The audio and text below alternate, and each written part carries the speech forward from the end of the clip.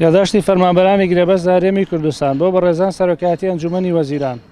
ئێمە فەرمانبەرانی گرێبەست لە زۆربەی دام و دەستگاکانی حکوومەتی هەرێمی کوردستان بە شێوەی گرێبەست ماوەی ساڵانێکی زۆرە کار دەکەین. بەپێی یاسا دەبێت پاش تەواوکردنی 3 ساڵ لە خزمەتکردن لە هەموو فەرمانگە و دامەزراوە حکوومیەکاندا ڕاستەوخۆ بکرین بە هەمیشەی بەپێی یاسای ژمارە 39 ساڵی 2013. بەڵام بەهۆی دروستبوونی قەیرانی دارایی و هاتنی شەڕی داعشەوە بە هەمیشەی بوونمان لە ساڵی 2014 بە تەواوی ڕاگیراوە. لە پەرلەمانی کوردستان لە ماوەی ڕابردوو خوێندنەوەی یەکەم بۆ پرۆژە یاساکە کرا تا فەرمانبەرانی گرێبەست بکرێنە هەمیشەیی.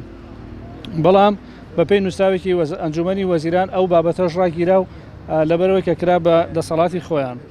بەپێی راپۆرتی وەزارەتی دارایی فەرمانبەرانی گرێبەست هیچ بارگرانێکی دارایی دروست ناکات، بەڵکو مانگانە بڕی 2 ملیار و 805 میلیۆن دینار دەگەڕێتەوە بۆ خەزیانەی گشتی حکوومەت. ئەمەش لە 27 ئەم نووسراوە لە وەزارەتی دارایی و گەڕاوەتەوە بۆ سەرۆکایەتی ئەنجومەنی وەزیران. لە پێناو بەرقەرارکردنی دادپەروی و پێدانی مافەکانمان چەندین جار یادداشتمان داوەتە لایەنە پەیوەندیدارەکان وەک لەسەر ئاسی پارێزگاکان و نووسنگەکانی پەرلەمان و سەرۆکایەتی ئەنجومەنی وەزیران.